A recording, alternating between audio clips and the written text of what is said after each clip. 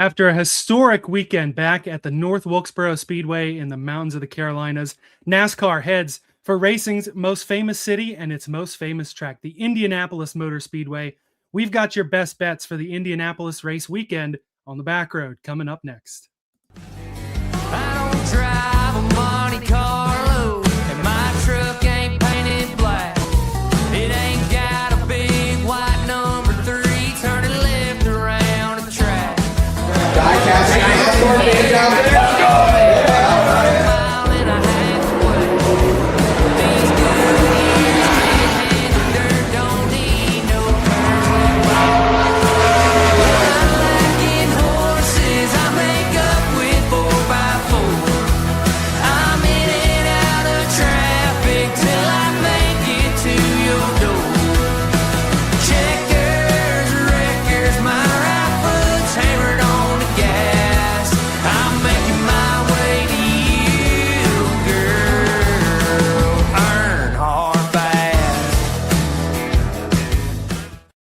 Hey, what's going on, everybody? Happy Wednesday evening to those of us watching live. This is the Backroad in between media's fantasy NASCAR and NASCAR betting show, along with the Fantasy Sports Advice Network.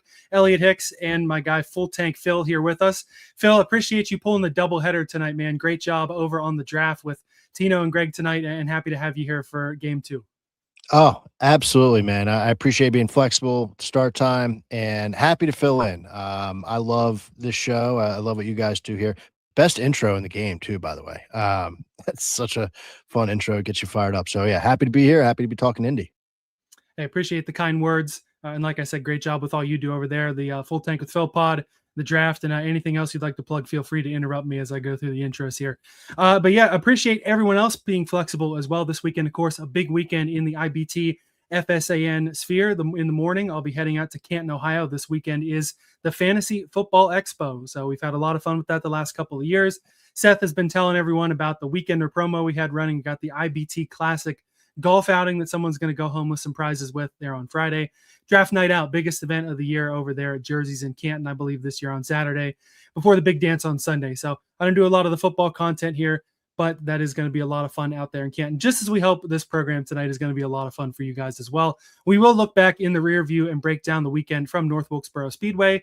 In the Horizon Forecast, we'll break down all there is to know about the Indianapolis Motor Speedway. And then in our parking garage props, we'll give you our best bets for one of the crown jewel event weekends of the sport. Cup and O'Reilly going to be racing at the big track trucks with one of their most fun weekends of the year at IRP, Lucas Oil Raceway Park, whatever the hell they're calling it now. Always a good time there at the short track.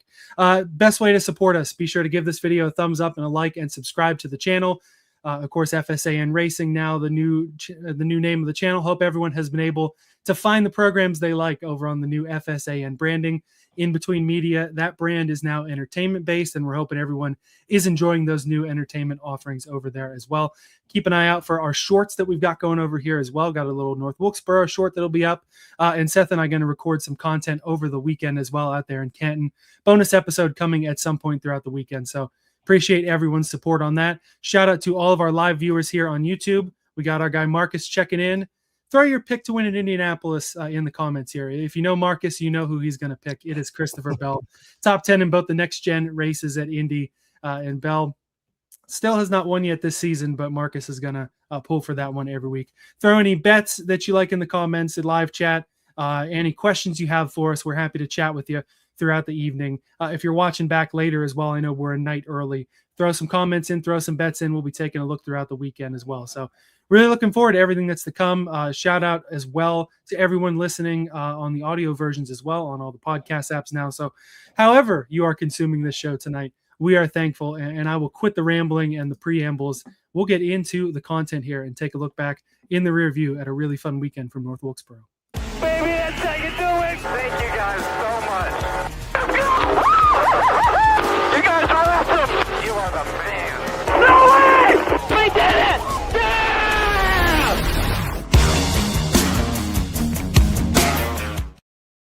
I felt like after that weekend we had at Wilkesboro, the old Winston Cup koozie was probably the way to go there, because that really was a really fun, really old school kind of weekend there. Hell, they still have the Winston Cup branding painted on a couple of those buildings there at Wilkesboro. Really fun, really old school time there, Phil. Exactly right. That's a hell of a koozie, by the way. And yeah, it really is perfect and kind of, like you said, describes in koozie fashion what we saw at that racetrack. Above all else, we'll get into the racing and what went down, but like above all else, it really is surreal to think like they're racing there for points. And, even when you see like the wide shots and everything, you could see like it's not built up like these other major tracks, right? It's still like old school. They're not putting a lot of frills on it. They don't have a ton of money. It's like just getting by to be able to support this race. And to me, that is just so cool. Like to think that racetrack was hosting races in the 1950s, and here we are, watching this generation of drivers go at it there. It's just so cool. So you definitely have the right koozie for what we saw last weekend for sure. I appreciate it. I think this is actually, there's some guy on Facebook that cuts up fire suits and make koozies out of them. So I think that's what this one is. A little more than your average koozie, but it's still pretty neat. And it wasn't just an old school vibe there. This was an old school kind of cup race. Joey Logano outlasts Denny Hamlin to pick up the victory there in a race that only saw 6 cars on the lead lap. It's funny because toward the beginning of the race, we were chatting a bit in the IBT Racing family, and I mentioned the NASCAR channel on Tubi will usually air old races from the track that we're going to as part of their midweek, 11 o'clock. I'm winding down. I'm looking for something to throw on. NASCAR channel on Tubi. I'll see what's on there. They had, I don't remember when in the 80s, but like mid to late 80s. This is like Dale Sr. is still in the Wrangler car. Darrell Waltrip's in the Mountain Dew number 11. And there's four cars on the lead lap for the majority of the end of that race. And so I commented, I was like, man, it's crazy how these things used to go when only 4 cars would be on the lead lap. There were only 6 on the lead lap. And part of that was something that we'll talk about in a minute here. But I want to focus on Logano first. He was a guy that we both were able to hit the outright on, as we'll talk about when we break down our bets. And it makes a lot of sense because he really has been dominant even in these all-star races that we've had at Wilkesboro. He's led 300 in this weekend's race, 323 of the 450 laps he led. Overall, the last 3 years, 661 of 900 laps. That is 73.4% of the laps the last 3 years. We have seen that yellow and red number 22 out front. So Denny Hamlin did the best he could. We saw SVG wonder what the fuck to do now when he goes and leads the race. But it was Joey Logano that ends up taking the checkered flag. And you just have to give props to him. It was one of those races that the old school guys who know how to wrangle these things was going to always get the checkered flag. Yeah, and it was so cool because you mentioned we were both on them, and to see how many other people were on them too. Like you tune into X and any shows that you listen to, just so many people were on top of it. And I think that just goes to Logano's credit that people like saw a new racetrack, that old school type of racing, and thought, this makes sense. This makes sense to put my money down on somebody like that. And he made it work. I mean, that's really Joey Logano in a nutshell. Like you count him out, and sure enough, like I've talked so much trash on Logano this year just because he hasn't had it. But when he comes back, this is what he does. So just maybe not to this level. I mean, 75% of the race up front, but really cool to see him, after struggling for so long this season, go out and just execute on all levels. Like you think about being able to stay up front that long. That's not just, carousel type stuff, the critics kind of making fun of the race. It's executing on every pit stop. It's being able to handle every lap traffic car that you're dealing with. Like that was a nonstop domination from the 22. Hey, I think that everybody has talked their fair amount of shit on Logano. It's certainly not just you, but he's become one of those guys where you have to pick your spots. And I mean, it's almost surprising when you think about it because he hasn't won in more than a year, dating back to this Wilkesboro race, winning last at Texas in May of 25. But so many people still kind of expected, well, it feels like a Joey Logano week, and he was able to come through. I had him at a 10-1. You had him at a 12-1. So that's just one of many bets that we've hit, as I'll get to in a minute. But you're right about executing on pit stops also being very important. And that was something that my guy Alex Bowman was not able to do. First green flag pit cycle at Wilkesboro in 30 years. So we'll say that. But Alex Bowman cuts down in front of Tyler Reddick, spins them both out when trying to pit. I was watching the 48 in cam. I know, shocker, Seth called me out for that as well. And I could tell this was trouble right away. a lot of times what Blake Harris will do, and I'm sure a lot of the cars, a lot of the crew chiefs will do this. You're trying to call your guy to pit road in a cycle like that as late as possible because you don't want to play your hand to everybody else. Now, granted, when you're running 23rd instead of third, maybe you don't have to be so worried about that. But so the couple of laps before that, Reddick is kind of coming around on the inside. The 48 had just passed the 45. And, every corner, all right, Reddick's inside. And then you get the run and you get by him. And then he's inside again. So I know the pit cycle's coming. And I hear through 1 and 2, hey, come on to pit road, thinking, oh, maybe the 45 is still inside. The 48's on the high line. Maybe let's wait a lap, guys. And then before you know it, turns down the track. Spotter says inside as soon as the two make contact. And just a situation you really can't have. A lot of people comparing it to like a Quinn Houff Texas 2020 moment. I don't think it was quite that dumb, but it was still an unfortunate miscommunication and a really, really stupid mistake that really did change the complexion of this race because it caught a lot of really, really good cars. 1 lap down, 2 laps down, and was a big part of the reason there were only 6 on the lead lap because you had some of the best cars pinned multiple laps down for the rest of that race then. Yeah, no, it really was a shame. And it, the way you described that right there, I mean, I know you're a Bowman guy. I've been cheering for Bowman ever since met up with you and Seth at Pocono a few years ago. When I think of Bowman, I'm like, oh yeah, our guy Elliot, he's living and breathing by those results. And when that happened, that's a team mistake. Like he gets the brunt of it, but that is a team mistake for the crew chief to call him down at that moment, for the crew chief not to, kind of make everyone aware, hey, this is going to be a tricky situation, not have the team prep for that, or the driver and the spotter to not be on top of the game there, giving them like absolutely perfect execution there. It is tricky. And yeah, it's a shame because it did 100% impact the rest of that race. And the way that everybody else's race played out. But, if that's what we're going to get with North Wilkesboro moving forward, if they come back here, I'm fine with that. Like it just makes it, everybody's got to be minding their P's and Q's, because if, you screw something up, you're not just screwing yourself up, but you're screwing the entire field up. And so that's fine to me. Like as a fan, I'm okay with that. These cars getting trapped a lap down, these good cars getting trapped a lap down, because that's just the nature of the beast at this type of racetrack. I've come to understand that after watching that race. I don't think I fully understood that because I didn't give the All-Star race as much of a chance. That was at North Wilkesboro. So yeah, it's a shame that it was Bowman for him to get, the ire of that, but it made for an entertaining race in a different way, I guess you could say. Yeah, and it really is a whole team thing too. Everybody on the 48 team screwed it up. Bozy Todorevich over on X posted a good breakdown of how the 23 team of Bubba Wallace, Charles Denick, the crew chief, Freddie Kraft, the spotter, they did it right. They talked about this and they were able to execute a much better strategy. And it did affect the race. Logano obviously was the best car. Auto Racing Analytics is another X account that posts an optimal lap model every week. That's if every driver had been able to run their optimal lap every lap of the race, how would they have finished?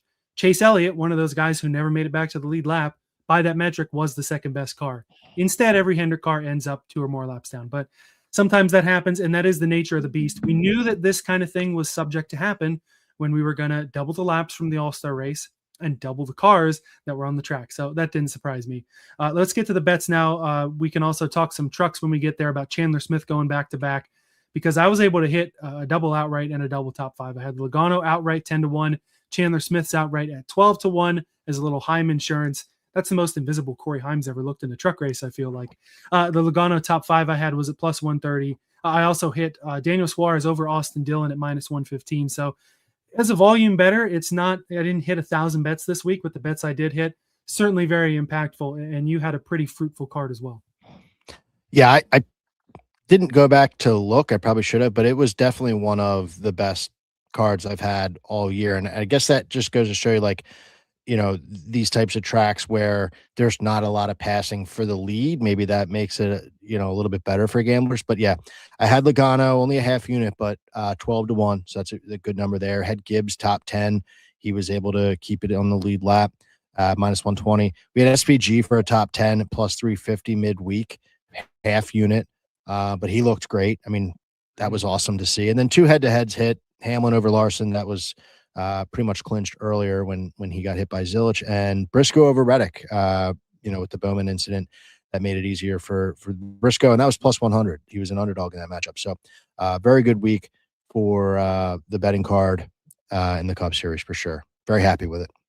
Yeah, SVG is somebody that I should have been on the train. You had him. Seth had him only for a top 20 because that's the Seth kind of thing to do, is just take the easy way out on a top 20 and not go balls to the wall on a guy who he ended up, I think, 5th or 6th, somewhere in that top 10, if not top 5. Led the second most laps on the night, which isn't much when a guy leads 300 and whatever Logano led. But probably SVG's best over race. I kind of glossed over the truck series there. I know you're the big truck guy, so if there's any thoughts you have on that race you want to expand on, I'll give you the opportunity real quick. Hey, I didn't have a good truck race, honestly. We had Heim and we had Honeycutt. Tricon let me down this week, and I don't really understand it. Like you said, Heim was invisible. Honeycutt was pretty much invisible. Gio was their best truck, 6th place, which that's okay for him. But as a company, you've got those drivers, in a roster that week, not great. And it just puts the exclamation point on Front Row Motorsports has that style of track absolutely pegged. And going into this week at IRP, you better believe we got to be aware of it. So props to you for taking Chandler. I think at the end of my show, I was like, I got to figure out a way to play Chandler. I didn't have him on my show's betting card. I had him myself on the side, like race day top 5, but I can't take credit for it because we didn't talk about it. But I was kind of muttering like out loud on the video, like, what do I do with Chandler? He's pretty good. He looked great. And honestly, makes you wonder about the season championship, because he is very much in play with Honeycutt and Riggs. So Front Row definitely has it going on. This is their part of the schedule. Yeah, it'll be tough to top those two guys, but certainly the possibility is there. I know Honeycutt, I think his truck had problems. Gio, you said a decent day, but a day where I thought my biggest bet of the week last week, maybe not in unit share, but it was the one I talked up the most on the show for sure, was Gio over SVG in the truck race. I was like, SVG kind of stinks in the trucks. There's no way that one's going to miss. SVG drives right past him, runs 3rd. So it was one of those where it's like, man, I didn't think that Shane had it, but I should have seen that and then got on some sort of SVG number for the Cup race, and I just didn't make it happen. Great memory there, because I also was fading SVG with Eckes, and that didn't hit either. He beat both of them. So that was kind of foreshadowing what SVG was going to do on Sunday, but I was also shocked. I did not think I had faith in him on Sunday, did not think he was going to do anything on Saturday in the truck, and because he hasn't to that point, as you said. So yeah, props to SVG. Had a great weekend at North Wilkesboro. Yeah, and I mean, he's even admitted, I watched an interview recently where he and Connor Zilich talked to somebody for some Red Bull appearance. He admitted that the trucks, he just still, at least as of 2 weeks ago, had no idea what he was doing. I guess he's learned enough to go out there and get a podium finish on the side. I want to get to a couple comments here before we advance. There's the right button to click. Blaze Wolf CJ, I knew I should have bet Joey's outright. It was the first points race there in so many years. He's the king of first. That is true. It wasn't the first race back there, but first points race back. Won the first Coliseum, won the first Gateway. He really is the king of first. Bob, looking ahead to this week, looking forward to Gilliland beating Blaney. Yeah, that Chase Elliott getting pinned a few laps down. I mean, it was a good night for Todd Gilliland, but I don't know if he would have beat the 9, but the upset run makes it all the way to the final. What an upset for sure. Bob throwing a couple of bets in the comments here that we'll save for when we get there. Before we get to the bets, though, let's break down the Indianapolis weekend in the Horizon Forecast.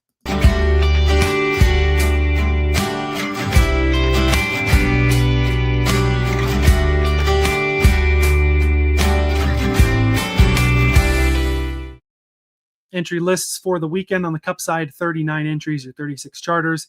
Casey Mears in the 62, still going for his 500th NASCAR start. Corey Heim in the 67. One bet that I don't have on the card, but I'm going to have to look at, is to get Corey Heim on my card some way, shape, or form. He and 2311 have just been too good. Daniel Dye will run the 78 for Live Fast as well. The O'Reilly side, 38 entries there. Ross Chastain is in the 9 for JRM. Raja Caruth, I think it's his last week of the year, in the 32. Chase Elliott is in the 88 for JRM there. Trucks at IRP, 38 entries over there. The Tricon trucks in the 1 for a good portion races at the end of the year. Gavin Bushele, Dirt Guy, has run a few ARCA races, one of those young prospects up in the Toyota pipeline. the 5 truck, Harrison Burton, gets an opportunity to go and step in over there. He'll be hoping that it runs better than Corey Heim was able to take it to last week. Connor Mosack is in the Spire 7. Connor Daly, the free agent for Colleague in the 25. Indy guy. That'll be fun to watch. He's made some truck starts before. The 77 for Spire is Nick Sanchez. He's a talented guy. Good to see him in the door over there. And this doesn't mean much for the race because it's not going to run very well, but there is another truck in the Ram stable now. The 69 MBM Carl Long is in a Ram. They still have another week or two. Apparently Richmond, the Colleague trucks are getting some big upgrade that Chris Rice says to be excited for. So maybe then I'll start to look at the Rams a little more. Hope that my Brendan Queen over 1.5 wins this year has a prayer, which it doesn't, but I'll hope that it will. Abbreviated schedule. I'm just going to tell you when the races are because you can figure out the rest. The trucks are at IRP, the Green Flag 8:17 on Friday. Saturday, the O'Reilly race at the Big Trek, green at 4:14, and the Brickyard 400, green at 2:20 TNT. True TV, HBO Max, commercial free over there. I don't know if you have Max, Phil, but what they've been doing over there for these TNT races, basically commercial free. It's absolutely beautiful. Yeah, I'm a big Max viewing guy, and I love to see like this generation of media, right? We can get frustrated by all the streaming efforts and all that stuff, but when you see like that type of creativity, the way that they handle things, I love it. So NASCAR is a perfect sport for that type of stuff. Certainly really enjoy that for sure. Breaking down the Indianapolis Motor Speedway 2.5 mile big flat track. Primary comp is Pocono. Big flat track. Speeds are kind of the same. 3 turns versus 4, but one of those turns modeled after IMS. So makes sense there. Secondary comp of Michigan. I mean, there's not quite as much similarity there, but big high horsepower track. Those are kind of the 2 comps that I feel are most worth looking at. Anything else you want to throw in, or that's kind of mostly what you're breaking down as well? Well, yeah, you're dead on Pocono being the direct comp. I'm using Win the Races track comparison tool. So when I'm looking at my comps from this season, we've been to all of them, and it's Pocono. We got Michigan, we got Kansas, which is basically a mini Michigan. Texas and Charlotte and Chicagoland all make the cut just barely as comps. So yeah, when you hear me talk about drivers, on this episode, I'm looking at obviously the 2 at Indianapolis in the next gen car, but also those 6 tracks or those 6 races so far this year. And then every now and then I'll go back to all of those comps starting from 2025. So it's longer, bigger sample size there. Yeah, a few of the bigger buy on a halves make sense. Chicagoland was just a couple weeks ago, so you can throw in that "what have you done for me lately" momentum factor that Chris likes to throw in his IBT betting model as well. Some trends for the week. The tires this week a little different. There's a new right side tire. The left sides were most recently ran at Chicagoland, so that could help that comp even more. The 3 tires who did a tire test here in June: Ross Chastain was the Chevrolet representative, Ryan Preece for Ford, John Hunter Nemechek for Toyota. When we talk about these tire tests, one guy from each manufacturer gets to go. If they do O'Reilly, then it's 2. When you look at that, do you give those drivers any more of an advantage heading into a race weekend, or is it not that important to you? I think it's fun to talk about. I just don't think that it has been like a direct correlation. I actually have said the last couple seasons, an off-season project is to go back and look and see how, throughout the season that has correlated. But I mean, it's extra track time. So, I know practice is expanding in a few weeks, but any amount of time that you can get is helpful. So yeah, it's a little feather in the cap. It's not enough for me to be like, yeah, I'm all over this driver or this particular thing, but an extra checkbox is good to have. So can't hurt. Yeah, I love that idea for an off-season project. Let's clip that and make sure we get back to it in the wintertime, because the season is winding down. Regular seasons are ending, but still plenty of racing left, and thankfully lots of time before we hit the off-season. But that's definitely worth looking at. And yeah, practice going to be expanding. If you guys didn't see, officially announced the whole group deal for practice is done. One group, 50 minutes. They're still not going to do practice apparently at Daytona or Talladega, which with the new super speedway package might be a little bit cuckoo. But for most race weekends, this will start at New Hampshire, which is I think almost a month away. So still a couple more weeks of this group stuff, but that's something that I feel like will help make everybody a little better on race weekend. Oh, for sure. I mean, it's great for the new drivers, younger kids coming up, and it's also, I don't think they're doing it for us, but for the gamblers, because it gives us more information to pull from. And it just opens the door, right? I mean, like right now, they're not doing anything different with the schedule. They're just saying, hey, everybody can go the whole time. I think this opens the door a touch to maybe next year giving them even more practice time, which can't hurt. It's just going to be great. So looking forward to that. And I wish they were starting it this week. I don't really know why they wouldn't just make that change now. Yeah, I'm not sure what the delay is, but whatever. And helping out the younger drivers, really good point as well. Maybe Connor Zilic can have more weekends in Funky Town and less in Torture City, if you guys have seen that meme going around. Anyway, some more trends. Your active Brickyard 400 winners. Brad Keselowski won this race in 2018. And your two next-gen winners, Kyle Larson in 24, Bubba Wallace in 25. Remember, we ran the road course here, 21 through 23. So this is just the third next-gen race on the oval. We're running low on tracks that we haven't run all that much in the next-gen era. Fourth season of running this car, but this one still relatively new. Pole winners, Briscoe and Reddick have next-gen poles here. The only other active pole winner is Denny Hamlin, 2012, and he needs this one to complete the crown jewel sweep, actually winning this race. So Denny, that little extra motivation he'll have heading into this weekend. You look at the next-gen era, the winners here have started P5 and P2, so top 5 in both of the races, 2 for 2 there. Overall, 5 wins from P1, which is the most of any starting position, 17.24%. Winners come from the front row 28% of the time, top 5, 51.72% of the time, top 10, 65.5%. For the top 5, that seems like pretty typical. Maybe a little less in the top 10 range. I don't know how much you really look at these when considering where you're picking all that, these qualifying trends, especially because they extend from next-gen stats all the way back into the 90s when in the inaugural race, they had 43 cars start the race and another like 43 DNQ. So how much do you take into account that particular stat on a race weekend? Oh, I look at that every week. I think it's good when you're making selections for outrights. When you're talking about like winners and where the winners are starting from, I think it's important because then you can say, all right, well, if this is a track that needs a good starting spot, you can then, in this day and age, look at the metric, see where guys are going off and kind of make an educated guess like, okay, he should be starting in a good position. So, all right, I liked this guy. I liked this number for these reasons. Here's another extra checkbox. He should be in a good starting spot. And this is a track that rewards that. So absolutely. Every week I'm looking at those types of stats to be able to kind of build a betting card around it. Looking on to average finish now, your leaders since returning to the oval. Again, small sample size, just 2 races, but better than throwing in, 2018 stats and guys who hadn't made the starts on the oval previously and things like that. Kyle Larson's average finish 1.5. Bubba Wallace is third. So again, your 2 winners, 2 best average finish kind of makes sense. Ryan Blaney average finish of P5. Christopher Bell and Todd Gilliland average finish of P6. Austin Cindric, Carson Hocevar, P11. Your average running position in those 2 races, Bubba Wallace is tops at 7.3. Tyler Reddick second, 7.74. Kyle Larson, 9.89. Denny Hamlin, 10.69. Ryan Blaney, 11.1 is 5th. In terms of overtimes here, 7 overtime races in this track's history, including NASCAR's first ever green-white checkered back in 2004, and each of the last 2 years have gone to overtime as well. So this is the first week in a long time.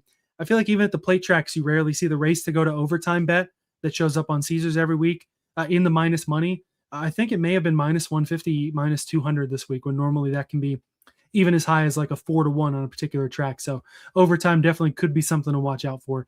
You don't really think of Indy as a track that's super chaotic, but it's been that way the last couple of years, at least late on in the next-gen era. Yeah, no, that's a good call out about the overtime.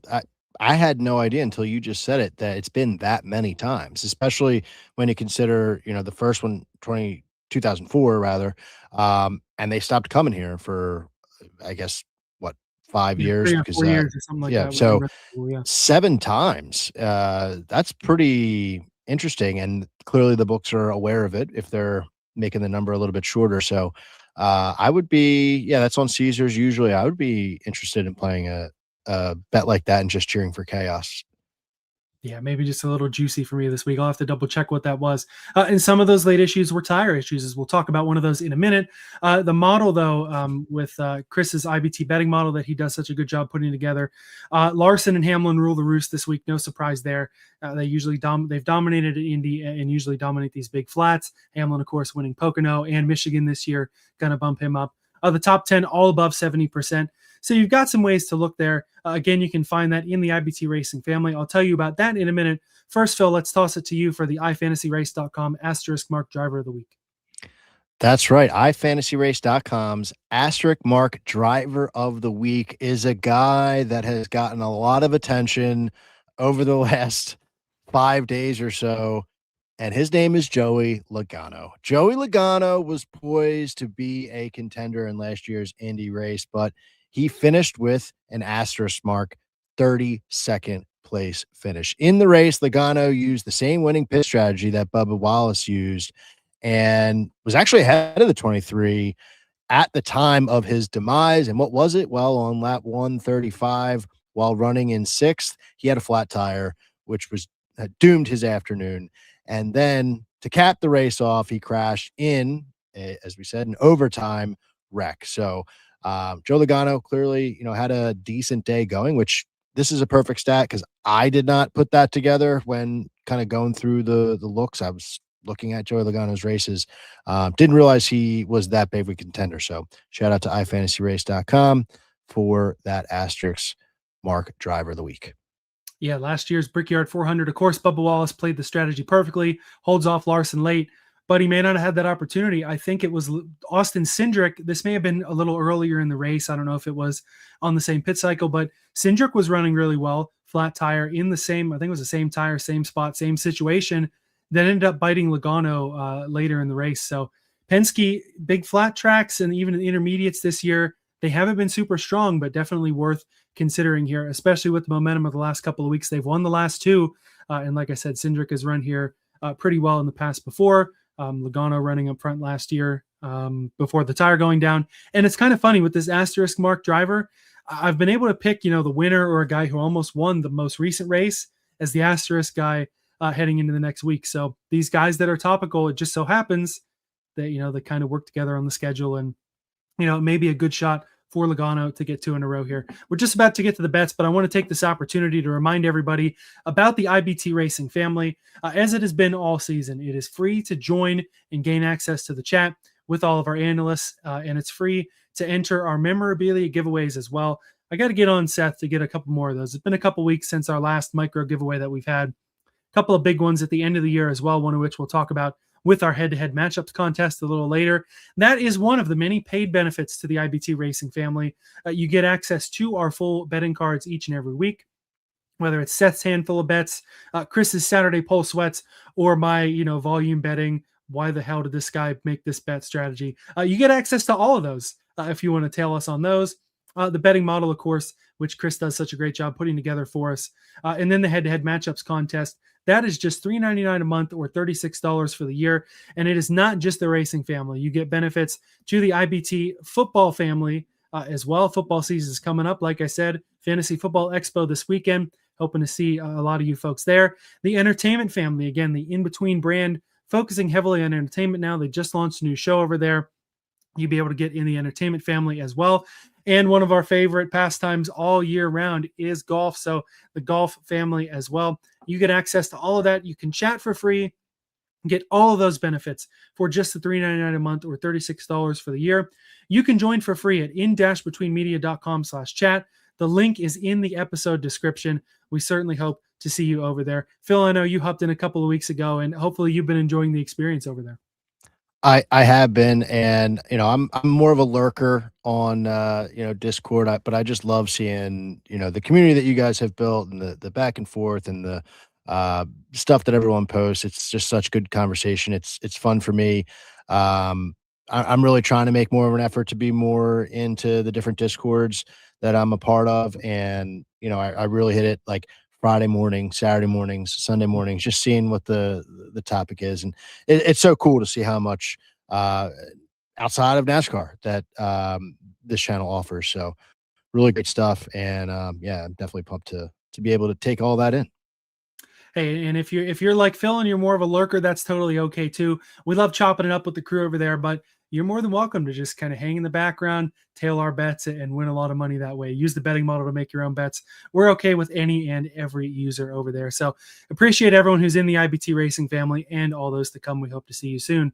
All right, it is what you've been waiting for. Let's get to the bets in the parking garage props.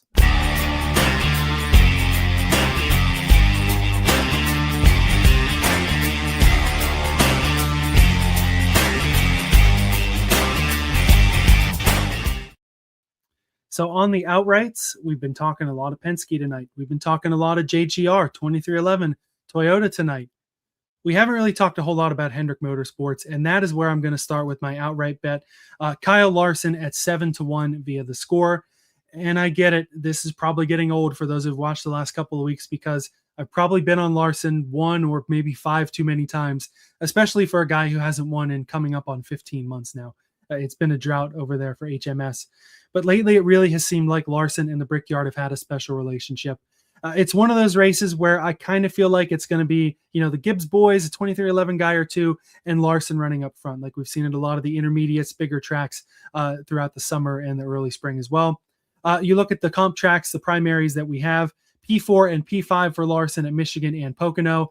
The only thing I'm worried about is this year, unlike the last 2 years, Larson didn't have a month extra of track time earlier in the spring here. But with Larson, I mean, it's just one of those deals where it's like he's running up front, he's running well, the Chevys are getting better. It's only a matter of time until this guy wins one, right? 7-1 at the Brickyard, top average finish here, got the win a couple of years ago. Maybe I'm beating a dead horse here, but it's got to be Larson's week here sometime soon.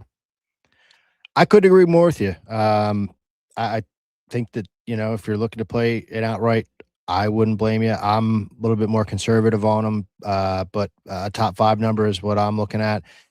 And I agree with everything you're saying. He's just so tough to nail down. But for a little while now, it's felt like he's starting to put things together. And the car itself and the setup and unloading off the truck and everything like that, that's been improving. What hasn't been improving with Larson is just his luck. He just keeps getting these like weird situations. Last week was exactly that, with Zilch running into him. But just killer because he was a decent car. And so, yeah, looking at this year, the 6 comp tracks that I'm looking at, he's got 4 top 5 finishes out of those 6 races, and we've seen it this year. He's got a couple stinkers, in that data set that I mentioned, but crashes at Chicagoland and Texas, but I wouldn't let that fool you. 3rd in driver rating, 5th in average running position in that data set. So even if you go back last year, 13 comp tracks, he's lights out and up in the top. So at Indy, as you mentioned, 1st and 2nd, it's just something about it here that he's got going on at this racetrack. So without a doubt, he should be a factor. And it's really just, I'm starting to get to the point where I trust the car now, right? April, May, not necessarily the case, but now I trust the car's speed. It's just, can he avoid the weird incidents? And we'll cross our fingers, but it should be fast enough. Top 5 and a win, like you're calling out. Yeah, sometimes those incidents of his own doing, sometimes they're not. Toyota, though, going to be the way to go. A few folks in the comments here, Andrew saying, I'm going with the hometown boy, Briscoe. Hunter is on Briscoe, too. Guys, you're not the only one. I guess that's my cue. I am on Briscoe. I am on. That was a good toss there. Yeah, man. Briscoe. So for me, I was looking at Toyota. I typically like to strategize around a manufacturer pick and then take outrights on guys that are not part of that. So this week I went with Chevy, and I'm playing defense with some longer shot Toyotas. You could take Hamlin. That makes sense. You could take Reddick. I get it. But Briscoe is definitely someone that stands out to me. And at 12-1, that's the mindset that we're going with. He's got 2 starts in Indianapolis, and one of them was with JGR. So you can just throw that right in the trash. But last year he started on the pole, ran like 7th all day, and he had potential, but lost out on a strategy situation, which we have to be cognizant of. Like, this is a racetrack where that is absolutely a possibility. You need the car to be fast, and you need the crew chief strategy to work in the favor. And you have to get a little bit lucky with the way the cautions fall. And their strategy did not work out. That's not to take away anything about what Briscoe did. He had a fast car, and coming into this weekend, I think that's something that is going to help. And then this season on those comps, 9th in average finish, 6th in driver rating, and a big one for me, 2nd in average running position on those comps. So that's a recipe for a strong run, and maybe didn't get the finishes that he deserved, but really good starting positions too on those comps, 5.3. So he should be in a good situation. 12th at Pocono, 10th at Michigan, 3rd at Kansas. And you mentioned that momentum that Chris likes, 1st at Chicagoland. So really good opportunity here for Briscoe to kind of keep the momentum going after a 3rd place last week. Yeah, and if you extend the comps back to last year, won at Pocono in 2025 too. Granted, that was partly on strategy, but also was up front. This is silly to say because it's a crown jewel race and it means a lot to everybody, but it feels like all the Gibbs guys kind of have a little bit of that extra momentum too. We know Hamlin wants to win it to complete the Grand Slam. I've heard of a Denny's Grand Slam before. This would be a fun one if he's able to pull that off. Ty Gibbs has good memories here, won the in-season challenge last year. Christopher Bell is just one of those guys that is just hardcore looking for a win, would make Marcus real happy, would kind of complete his comeback story of how well he's run with the wrist. And Chase Briscoe, an Indiana boy, Mitchell, Indiana native, it would probably mean more to him to win at the Brickyard than anywhere else. He was able to get an O'Reilly win on the road course and was super excited about that. So winning the Brickyard 400 would be really great. And I think this is the play here. I like Briscoe more than I like Gibbs, probably more than I like Bell in terms of the JGR camp. And the Hamlin numbers are just a little too juiced for me because he's got so many guys that can contend with him, whether they're in his stable or not. And in his stable, I'm not just talking about his JGR teammates. I'm talking about the cars he owns too. We both have some Bubba Wallace bets this week. I'll toss it to you first. We'll talk about the outright and then get to the placement prop and then go to the matchup. The defending winner of the Brickyard 400 on our cards in a lot of different ways this week. Yeah. Wallace is someone that you have to give thought this week if you're not already. Like you mentioned, he's the defending winner here.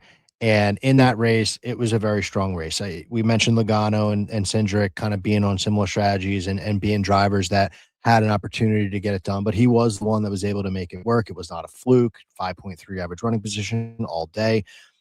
I said it on the draft earlier tonight, like the biggest way to combat strategy is just be up front, like have the best running position and track position that you can as best, as the race lets you. And in those two races, 1st in driver rating, 1st in average running position at this track. So he has figured it out. And, something that's standing out to me is this season, he's been pretty damn good. 5th in average running position on the comps I'm caring about, 2 top 5s, 4 top 10s, and not good at Pocono. I said it, earlier. He was my bonus pick actually in the draft show that we're coming off of. And Pocono direct comp, he's the one guy that I don't care because he's horrible at Pocono, like every year, and he just cannot get it done.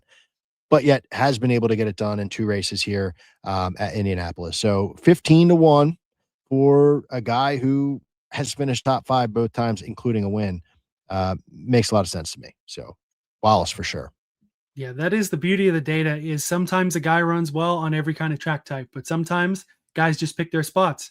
He likes the big rectangle more than he likes the big triangle. That's okay. He had a big wreck there about 10 years ago. Maybe that's still in his head there. But anyway, that's neither here nor there. Bubba Wallace, a guy I'm really looking at, a guy that I wanted on my card. The way I did that is with the top 5 at 2-1 over on theScore, just because I think that there's so many different guys that could have a better shot to win this race. And granted, I would have said that last year too.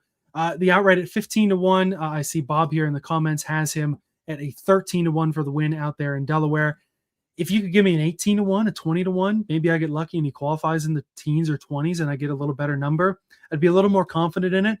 But I mean, JGR and 2311, they've just been so good everywhere all year. He's run, he's still continuing to become a great all-around driver. He completed that transformation last year and is still taking advantage of the great 2311 equipment and really becoming a very, very solid cup driver that I have complete faith in him to run top 5 here, when even this time last year, I probably wouldn't have had that. So Bubba Wallace, 2311, won't be the last time that I talk about them tonight. Bob also, while we're talking 2311, has Heim to win at 40-1, top 3, 13-1.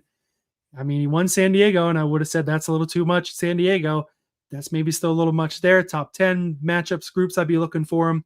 But a 40-1 and a 13-1 is going to look damn good if he's able to get the win. Bob also saying he's got Briscoe at 13-1. I think that was a little better than your number there. So I know Bob bets Bet Rivers in Delaware. I know they've opened up the apps over there, Bob. I think you've talked to Seth about this. So if I'm misrepresenting how you're betting, feel free to clarify. But also another thought that Bob has, Logano looking great for the short tracks coming up. That's the short tracks coming up. That's not this weekend. I'm sure it's part of why you have the Bubba over Logano bet.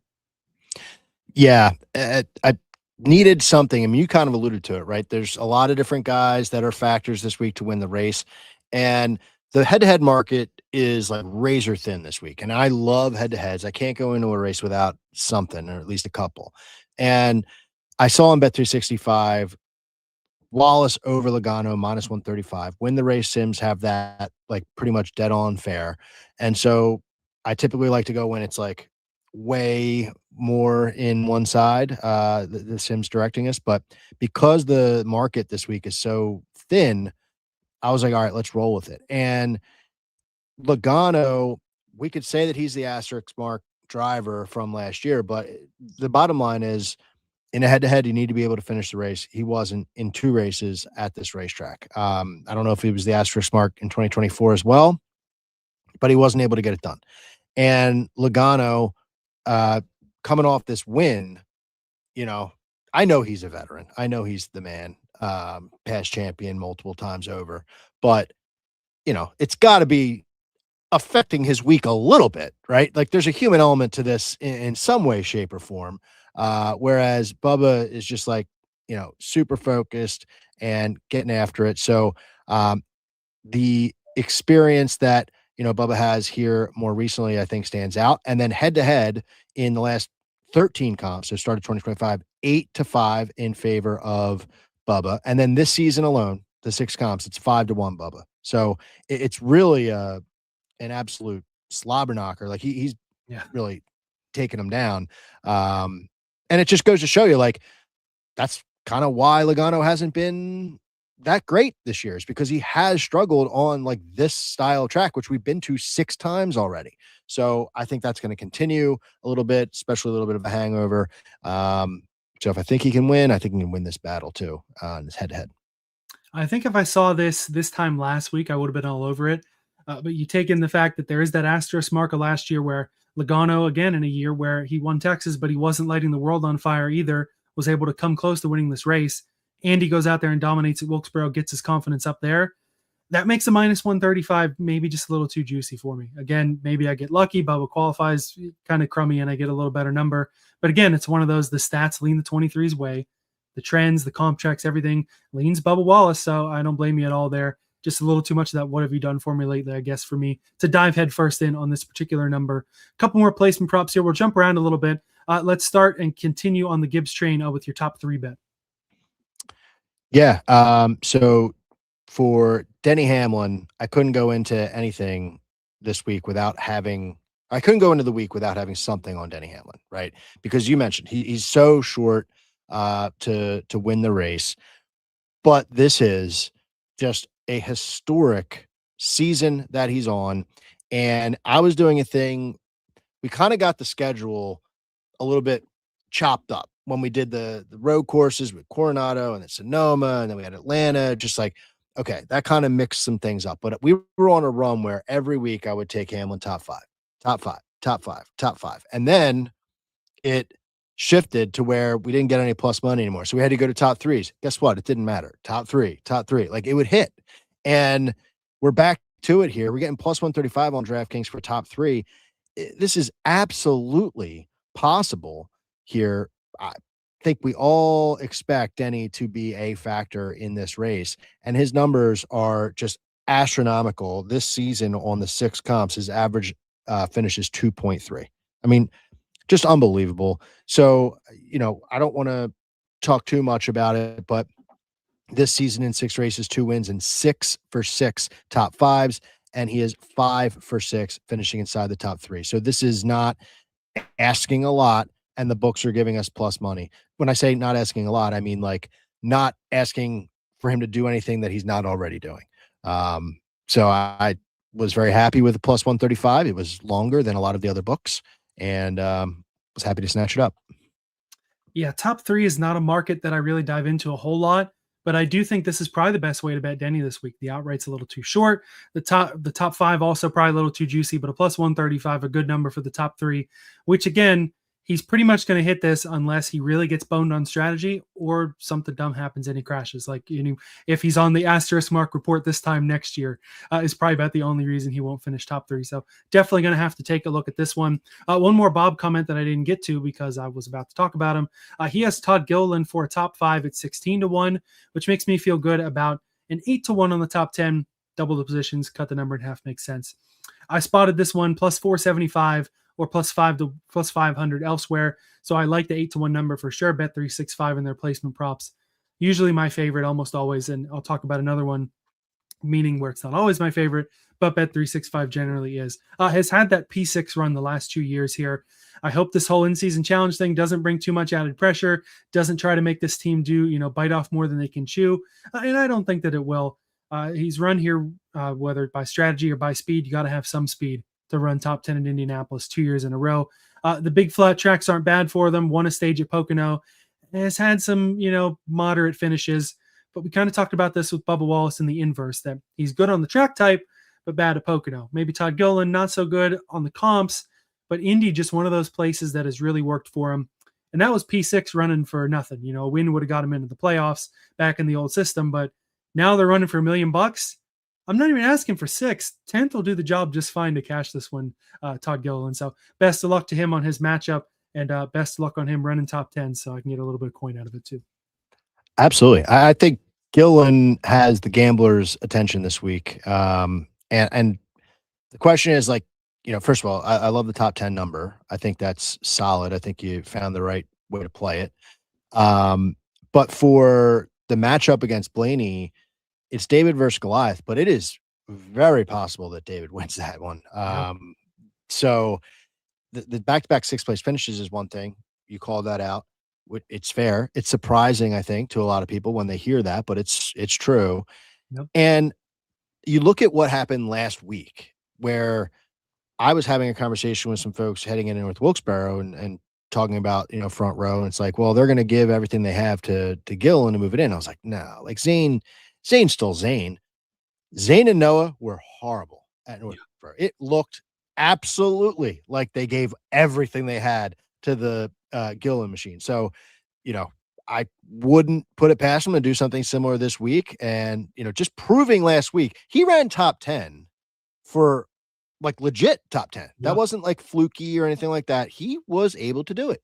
So that gives you even more confidence. And I can tell you, I was monitoring the number for against Blaney when it dropped on Caesars. It was 4-1 to open. Now it's much less than that. So people are, like I said, on top of Gilliland trying to cash in, see if he becomes Todd Gillionaire. Yeah, Gillionaire. That'll be a fun one that'll get some use for sure. Don't get me wrong, Roger Penske will take $1 million, so will Blaney. But it really would be a good amount of money for Bob Jenkins and Front Row Motorsports over there. And Todd Gilliland, man, I had a good thought there. Totally lost my mind. I forgot about the Gillionaire thing. That took the whatever. Sorry. One-liner that I had on my mind. No, it's all right. So I was also thinking about how I misrepresented the next graphic for your other bets. So have a little old school banner here for your Ty Gibbs top 10 bet. Oh, that's totally fine. Gibbs is someone this week who I think is kind of an asterisk driver, because looking at his race last year, he was someone who finished 21st. He won that $1 million from the in-season tournament, and his race got out of whack early. He had a bad pit strategy right off the bat. Then some cautions really put them behind the 8 ball. And then at the end, instead of trying to go forward or really improve their position, they were just playing it safe. They were just doing what they needed to win that $1 million. So it kind of goes to show you, even the bigger teams, $1 million isn't chicken feed to them either. They got it done, and that 21st place finish is a little bit of a misrepresentation of where they've been. And then you look at this year, which is what I'm really focused on. He's got 4 top 10s in the 6 comps this season. And Michigan, he was a very strong car before he got caught up in someone else's incident in a bad wreck there. He was a very strong car and in contention there for a top 10, but if not more. So, and the other track where he didn't finish inside the top 10 was Texas, which to me is the least of the tracks that I care about of the data set. So, I'm kind of spinning it in his favor here, but I think it makes sense. I mean, this driver is somebody who's made a lot of improvements this year and has been very reliable in this market, top 10s. So when you can get him close to even as we're getting here, I think it's worth your time to take a look at it. Yeah, my mistake on the graphic was I had this as a top 5 bet and not a top 10 bet, which -110 for Gibbs top 5. Even at Bristol, I probably wouldn't take that with how good he's been on the short tracks. Top 10, though, at about even money. We've already talked a little, kind of ad nauseum about Gibbs and Joe Gibbs Racing. Ty Gibbs, also a good pick this weekend. And top 10, I think, probably is the right way to bet him. So I have a job for you, Blaze Wolf CJ. If you're still on FanDuel, said Gilliland was at 9-1. I remember my funny quirk. You said David versus Goliath. Todd Gilliland being David. What's his dad's name? 2007 Daytona 500 pole winner, David Gilliland. So I have a job for you, Blaze Wolf, and it relates to my next talking point here, because as of press time, we'll call it press time. It's an old newspaper term. I wanted the Legacy Motor Club top 10s on FanDuel, and they weren't up yet because FanDuel always has way longer numbers on the Legacy guys. Basically, anytime, any track, any week for the Legacy cars. I always end up getting a better number on FanDuel, and it wasn't there yet. Currently, the best I had found as of a couple hours ago was Jones at +150, JHN at +250. The way FanDuel is, I'm almost figuring maybe they could give me a 5-1 on the 42 and maybe a 2-1 or a +250 on the 43. The track type really suits them. They both have kicked ass at Pocono the last couple of years and have made us look pretty smart and made a good bit of money. Michigan, I mean, Erik Jones may have had the best car at Michigan late in the race, and Denny Hamlin just put on the afterburners and was like 10 seconds ahead before Jones could get past anybody. So these guys, this track type, are unbelievable, and I need to see these numbers. I can go look for them later if we don't have them by the end of the show. But best believe if they're kind of anywhere in that realm of, a little bit up, a +150 on Jones, +250 on JHN is not bad. But I no longer numbers are going to be out there because it's a FanDuel tradition for a year and a half now. Even at those numbers, I might still take it. I am waiting to see what those numbers are because the Legacy boys, we talk about, again, JGR, 2311, they're going to be fast. One of these guys is definitely running top 10, if not both of them. Jones +175, JHN +300. So, all right, that's not quite as long as I wanted them. I probably am getting down on both of these numbers here, though. So thank you for taking a look here and not having me pull up a third screen on the monitor here. I kind of wanted them a little bit longer, like I said, but I really don't hate those at all because Legacy, we haven't really talked about them yet. They've been unbelievable at this track type. Yeah, and I'm so glad you brought this up because I really do feel like you and I have a similar mindset in the way that we like to get bets down. And these two guys, Jones more so, was on my mind when we were waiting for odds to come out. And I feel the exact same way that we should be getting longer odds on these other books, and we're just not seeing it. Like, it's a disappointment because I really thought this little break that we've taken from this style of track was going to cool off the books and they'll sneak below the radar and be able to get them at like 2-1 or beyond that for Jones rather.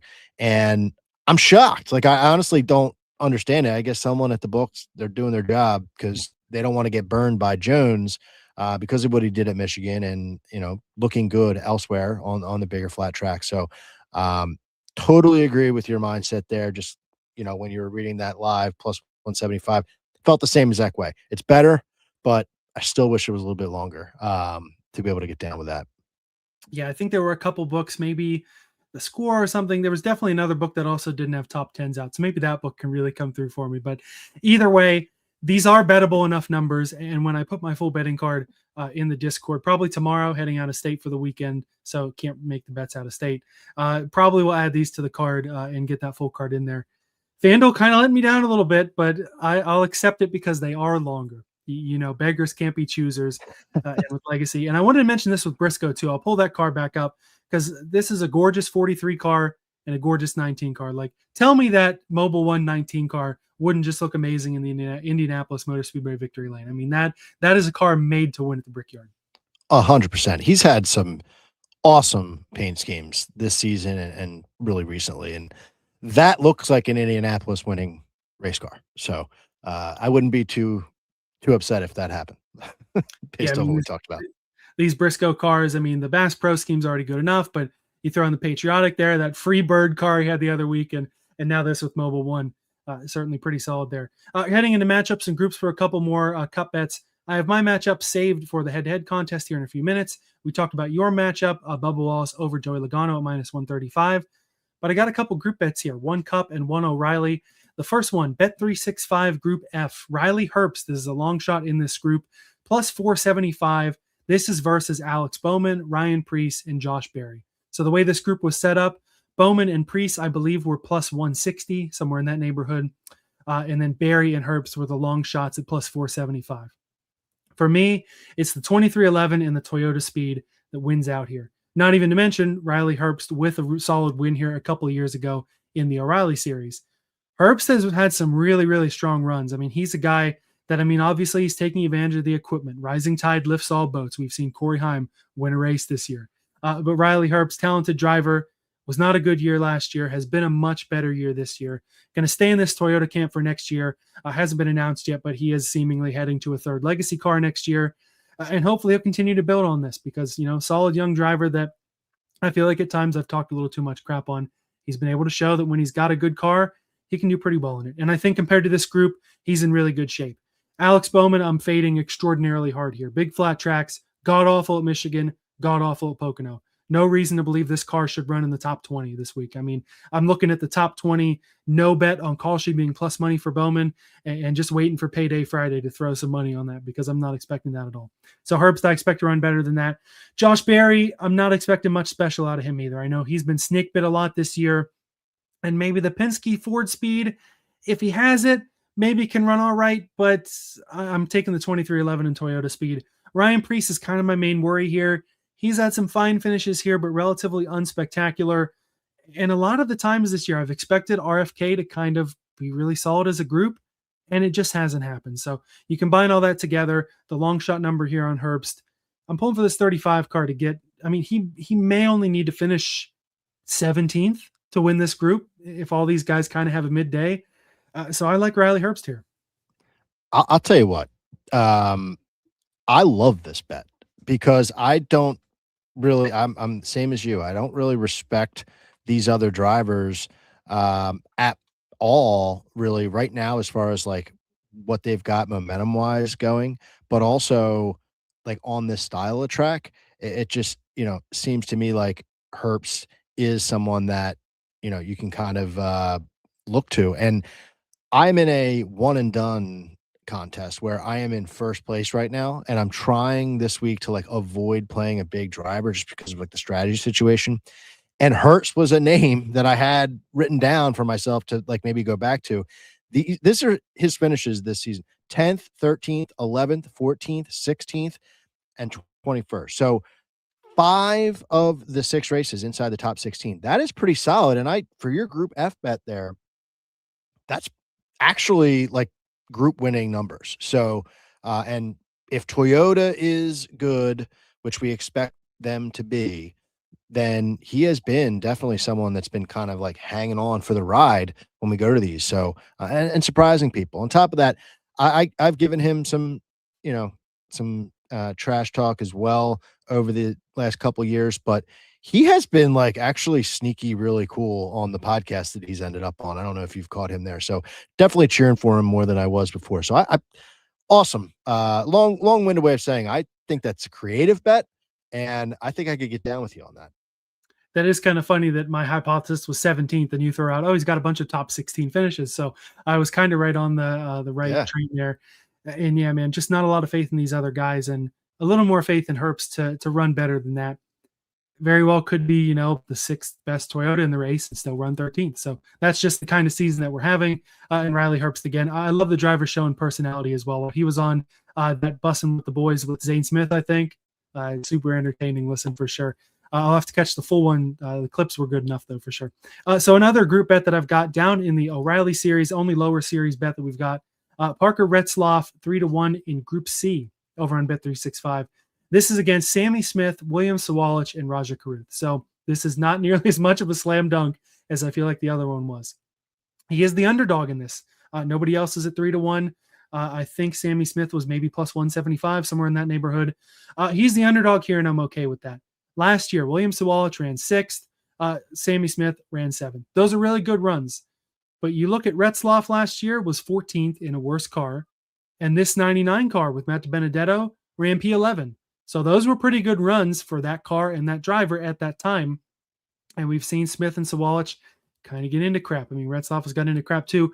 But the momentum that the man Seth likes to call the Slim Jim Parker Retzlaff, he's had a lot of momentum this year. A lot of times where you look at the leaderboard and you're like, oh man, Parker Retzlaff is top 5, top 10 at some places, having a really, really good year for this Viking Motorsports team. I'm thinking this year can be better across the board than that. So Smith and Sawalich, of course, going to be a dogfight there. Karuth, if he was in the 88, I'd expect him to be more of a factor. That car won the race last year. I think he is the 4th of 4 by a long shot in this group in that 32. Again, man, it's just part equipment, parts, the races just haven't been as good in that 32 as they have been in the 88. So it's a 3-man group for me. I'll take the underdog number on Retzlaff. Well, I am definitely not someone that is good to give analysis on the O'Reilly series. It's just, not my bag. But I'm always looking. I always find myself on like Saturdays, like, oh, the O'Reilly's about to start. Anybody got any bets? And so I will be keeping this one in my back pocket. I think your reasoning makes sense. The two bigger names have potential to get into something that maybe they shouldn't. And the Matty D, I'll say, easy for me to say, that stat that you threw out there, that's all you kind of need to say to me to sell me on Retzlaff taking over and being able to do more than what he did. So I like it. I like the reasoning for it, and I wish I had more to give you here, but I'll see if I can tail that one on Saturday. Yeah, that's all right. Certainly could be worth looking into. And yeah, the driver is better than he was last year. The car is better than it was last year. It's worth a little Saturday sweat. Of course, we're a day early. Not as many of the placement props, other things we're typical to see for the O'Reilly and Truck Series out there yet. So I'll certainly be looking to see how that looks right now, though. That's all we've got bets-wise. So time to get into the fun end of the show that we've got. First, our head-to-head matchups contest. As much as I don't want to talk about it, I was on top of this leaderboard for quite a few weeks, and now we have I would say the guest players. You're not guests, you're just not on the show. We can talk to these guys. Maybe you can be on the show if your analysis is good enough. But anyway, Chris led the first third of the year. Then I led for quite a while. Now it is a tie at the top involving none of us that are the house money players. Blaze Wolf, CJ, and Erik Larson are tied at the top. 13 correct picks. Chris and I are tied now, just one behind at 12.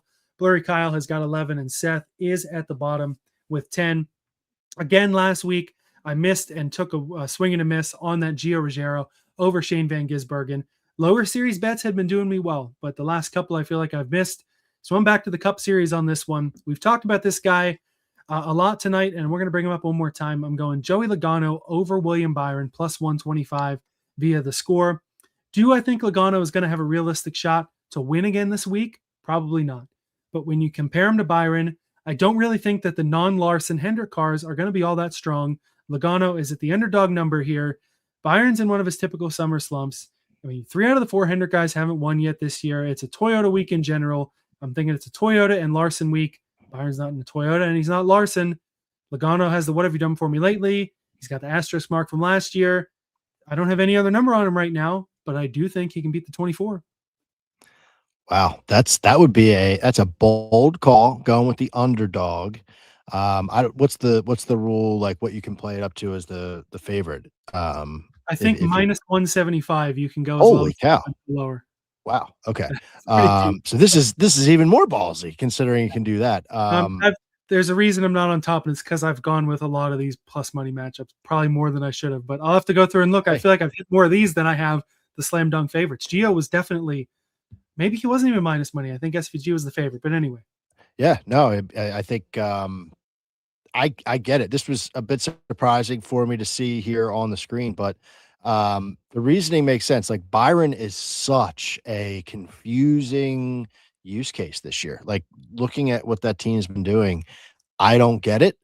And yeah, I mean, the thought process that you have, you're going off of A, momentum, and B, they're going to find what they had last year in their notes, right? Those notes aren't disappearing. They just don't blow a tire this year. So if they could figure out what happened and, this new tire setup works out for them, then that should put them in a good situation. So hey, ballsy choice, but I'll be rooting for you.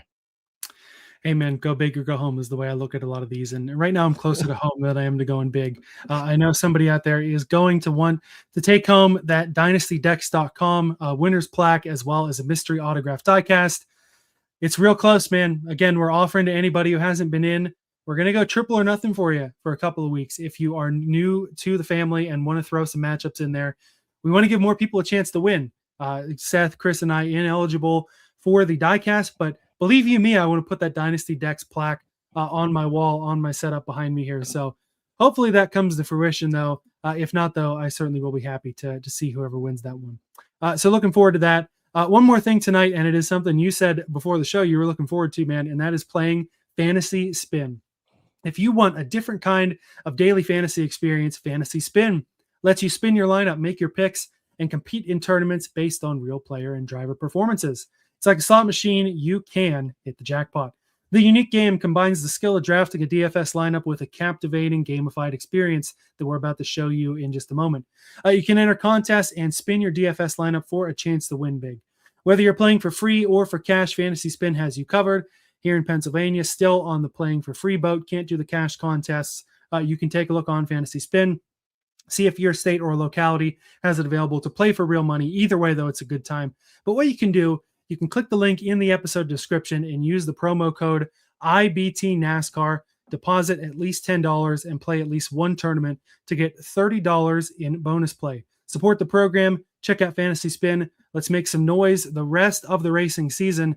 And let's make some noise and play a little Fantasy Spin right here, right now. Spin, pick, win.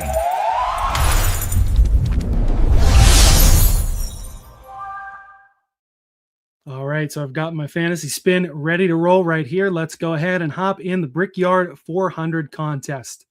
I won't be like Seth, or I believe last week we had Christopher Bell, and we're going to lock him in, and he misclicked and he didn't lock him in, and we ended up with a worse lineup for it. So I'll make sure I lock in whoever we want to pick here. So our first spin here, let's go ahead and give it a spin.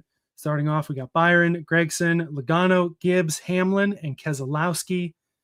There's a lot of good options here. I feel like Hamlin is a must lock. I'm really tempted to maybe lock Gibbs and Logano as well. 3 out of the 4 locks on the first spin.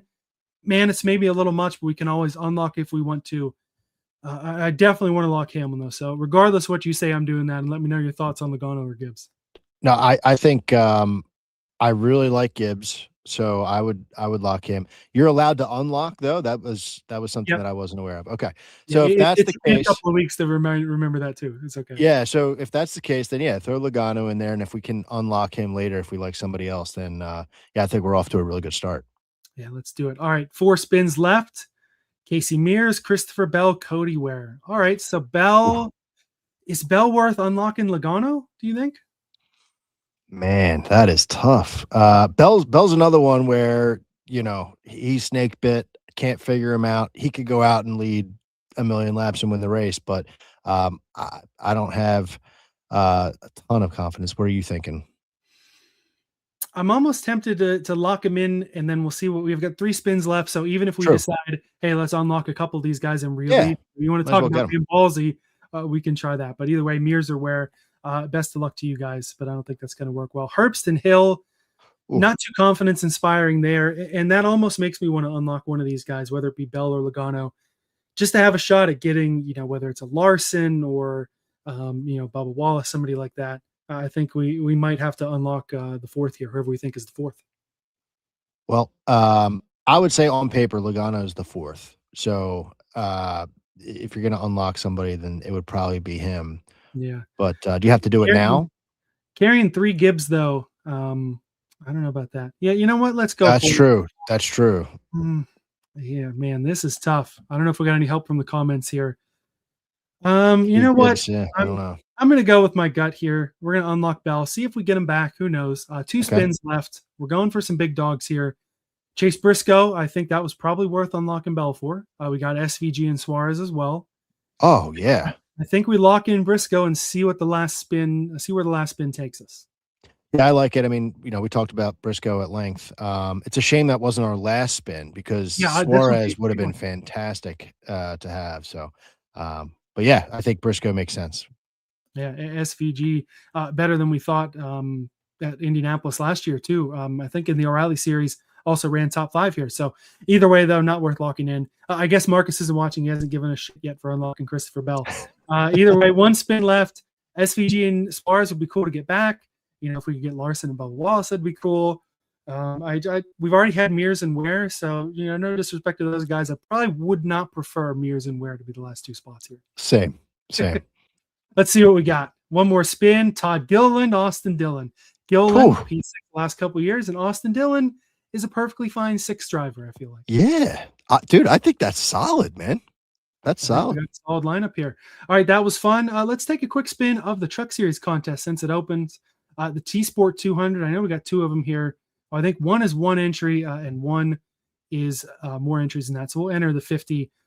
We didn't talk a whole lot of trucks, but we'll give it a little bit of a spin in case you got any thoughts here. All right, Haley, the Rams, I don't know about that. Tony Breitinger, I guess, is in this race. Tanner Gray, also, he's in this race. Cole Butcher, I kind of thought he was going to have a better year than he's had. It hasn't worked out too well. Majeski, I feel like it's worth a lock here. He's really good on the short tracks on the truck side. And Nick Sanchez in the 77 might be worth a lock on the first spin here also. I think you definitely lock Majeski down. He's got to be, even though he's been up and down all season. The short tracks are his game. I'm still mad about him getting screwed out of a win at Richmond last year because I had a boatload of money on it. 100%. So yeah, lock him down. And yeah, throw Sanchez in there just because of the truck that he's in. And if we can unlock him later, then we'll do that. But the others, we could kick them out of there. Yeah, and hey, for all we know, Nick Sanchez is a talented driver.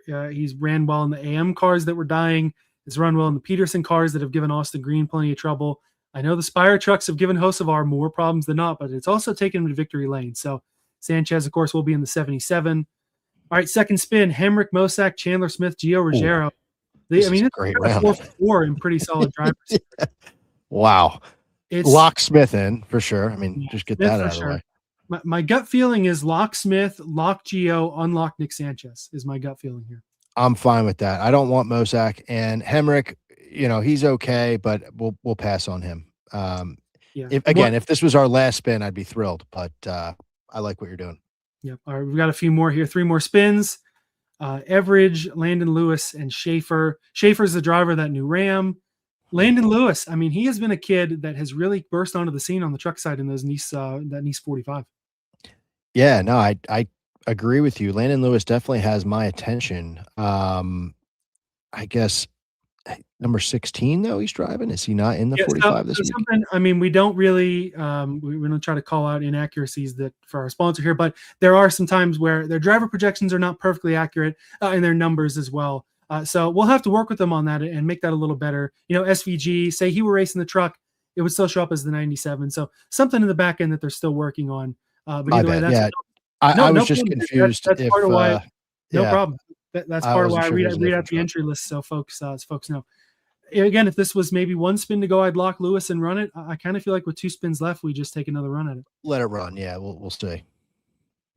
All right, here we go. LaJoy, Haley again, and Eckes. All right. Yeah, I think we gotta lock Eckes. I feel like we lock Eckes and we see what that last spin gives us. Yeah. The Rams, man. I mean, I hope Richmond does better for them because it just hasn't been the year that they've wanted. Yeah, 100%. Really thought Queen was going to come to play last week at his home track, or the track that he's done well, and the fact that didn't do it for them kind of says it all. So we'll see what we got here for these last 2. I'm pumped with what we have though. Andres Perez and Harrison Burton. Again, that's not terrible. Not terrible at all. Like Burton being in that Tricon. I mean, that's really solid. So I'll tell you what, this is not a bad lineup for fantasy. I'm really pumped about this. Yeah, and I mean, hey, all due respect to Jonathan Schaefer in that 69 Ram, but I do think Burton in the 5 Tricon truck and Andres Perez over at Nice, good picks to round up this lineup. Right, so we've got some pretty good ones, and we'll see how these do in the contests. Really excited to see how things go over on Fantasy Spin. Gamified fantasy experience, Spin, pick, and win, man. Let's roll. Spin, pick, win. All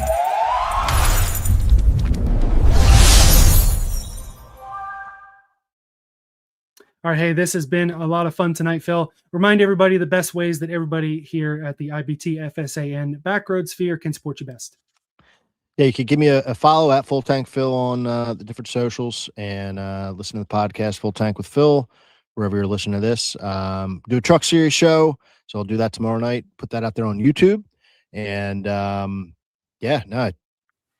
into the draft every Wednesday night. Obviously off week next week, but yeah, it's another place where you can find us talking shop and picking drivers, talking about a bunch of different teams. So really appreciate you having me on, Elliot. This is a blast, and I appreciate being flexible and allowing me to come on and do this with you tonight. And hope everyone listening has a great race weekend here, Crown Jewel event, and goes into the off week up some money. So appreciate it.